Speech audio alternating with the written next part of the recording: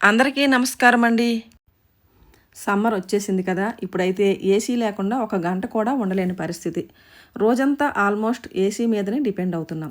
కానీ ఒకసారి ఆలోచించారా మన ఏసీ క్లీన్‌గా ఉందా లేదా అనేది? మనకి బయటికి చల్లగాలి వస్తుంది అనిపిస్తుంది కానీ లోపల ఫిల్టర్స్ చాలా డస్ట్ పట్టేసి ఉంటాయండి. ఆ డస్ట్ వలన మన హెల్త్ మీద ఎఫెక్ట్ పడుతుందండి. డస్ట్ అలర్జీ వస్తుంది, స్నీజింగ్ కూడా రావచ్చు. ఏసీ కూలింగ్ కూడా కొద్ది రోజులకు తగ్గిపోతుంది. ఇంకా ఏసీ మీద లోడ్ పెరిగి అది త్వరగా పాడయ్యే అవకాశం కూడా ఉంటుంది. మరీ ముఖ్యంగా అనవసరంగా ఎక్కువ కరెంట్ బిల్లు కూడా వచ్చేస్తుంది. అందుకే ఈరోజు నేను మా ఇంట్లో ఏసీని క్లీన్ చేస్తున్నామండి. అలాగా మీకు కూడా ఉపయోగపడుతుందేమో అని చెప్పేసి ఈ వీడియో తీసైతే పెడుతున్నాను. ఇది చాలా ఈజీ మెథడ్ అండి. ఎవరైనా సరే చేసుకోగలరు. మనము 1 మంత్కి ఒకసారి ఇలా చేస్తే మన ఏసీ కూడా బాగా పనిచేస్తుంది. మన హెల్త్ కూడా సేఫ్గా ఉంటుంది. ఏసీ క్లీన్ చేయడం స్టార్ట్ చేసేటప్పుడు సేఫ్టీ ఫస్ట్ కదా, ఏసీ పవర్ ఆఫ్ చేయడం చాలా ఇంపార్టెంట్. ఇది చిన్న విషయం అనిపించినా చాలా అవసరం.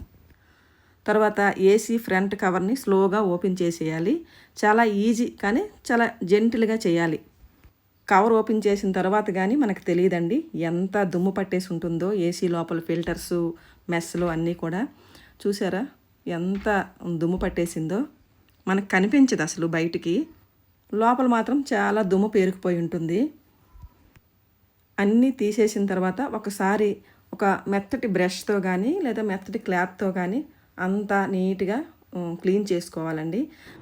అలా బ్రష్తో కానీ క్లాత్తో కానీ తుడిస్తే కొంతవరకే దుమ్ము వదులుతుందండి. మనకి ఆ పైన కవర్ అంతా కూడా కొంచెం దుమ్ము పట్టేసి నల్లగా కూడా అయిపోతుంది కదా. అందుకని నేనైతే ఇక్కడ ఒక బాటిల్లో, ఒక స్ప్రే బాటిల్లో కొంచెం వాటరు, అందులో కొంచెం వెనిగరు, బేకింగ్ సోడా వేసి ఒక లిక్విడ్లా తయారు చేసి దాన్ని క్లాత్ మీద స్ప్రే చేసి అప్పుడు బాడీ అంతా అలా తుడిసామన్నమాట. డైరెక్ట్గా ఏసీలోకి అలాగా స్ప్రే చేయకూడదండి. ఆ బాటిల్తో ఆ లిక్విడ్ని మనం ఇలా క్లాత్ మీద స్ప్రే చేసి తుడుచుకుంటే ఎంత ఈజీగా వదిలేస్తుందంటే మళ్ళీ కొత్త దానిలాగా మెరిసిపోయిందండి ఏసీ. అంత బాగుంది. అలా బాటిల్తో స్ప్రే చేస్తూ మూల మొత్తం తుడిసేసామండి. మన ముందు ఏసీ కూలింగ్ తగ్గింది అనగానే టెక్నీషియన్ని ఫోన్ చేసేస్తాం. అలా కాకుండా మీరు ముందైతే ఈ పని చేసి చూడండి. టెక్నికల్గా ఇష్యూ ఉంటే మాత్రం తప్పకుండా టెక్నీషియన్సే చేయాలి. ఇలాంటి ఈజీ క్లీనింగ్లు మాత్రం మనం ఇంట్లోనే చేసుకుంటే మనకు చాలా వరకు ఏసీ ప్రాబ్లమ్స్ రావండి. సంవత్సరానికి కానీ 2 సంవత్సరాలకు ఒకసారి కానీ సర్వీసింగ్ చేయించుకొని మనం మధ్యలో ఇలా క్లీన్ చేసుకుంటే కనుక ఇంకా అసలు ఏసీకి పెద్దగా ప్రాబ్లమ్స్ ఏమీ రావండి. ఏసీ ఎక్కువ రోజులు పనిచేస్తుంది. ముందు చెప్పుకున్నట్టుగా మన హెల్త్ కూడా ఏమీ డ్యామేజ్ అవ్వదు.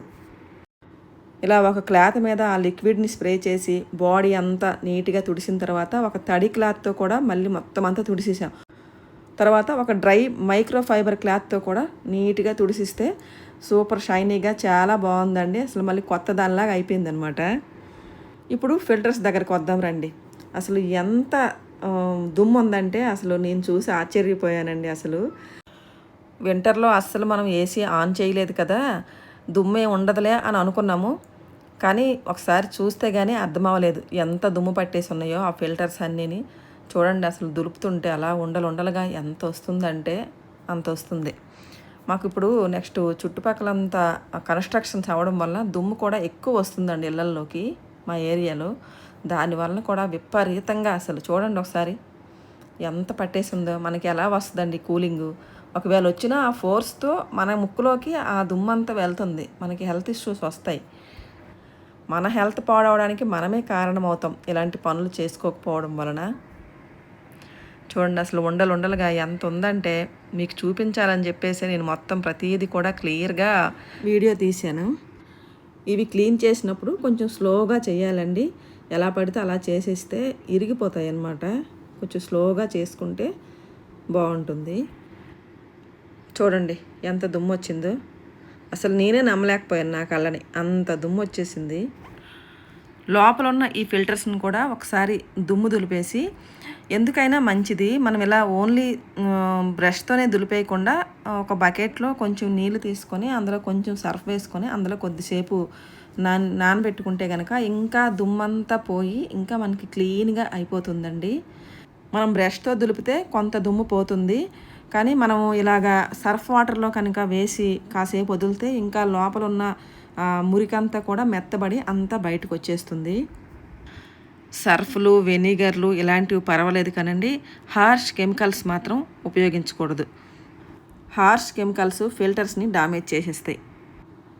అందుకే ఇంట్లోనే కొంచెం సర్ఫ్ వేసి, సర్ఫ్ వాటర్లో కనుక ఇవి వేసిస్తే ఎంత అంటే అంత మనకి ఇప్పుడే షోరూమ్ నుంచి వచ్చిందా అన్నంత క్లియర్గా కొత్తగా తయారైపోద్ది అనమాట మన ఏసీ.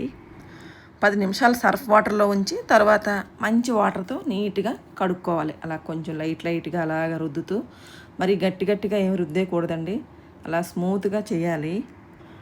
ఇప్పుడు మంచినీళ్ళతో బాగా కడిగిన తర్వాత ఆరబెట్టుకోవాలి. ఎండలో బాగా ఆరిపోవాలండి. తడి మీదే ఏసీలో పెట్టకూడదు. మళ్ళీ ఆ ఫిల్టర్సు తడి మీదే పెట్టిస్తే కనుక ఫంగస్ వచ్చే ఛాన్సెస్ చాలా ఎక్కువ ఉంటాయి. అది కూడా మంచిది కాదు.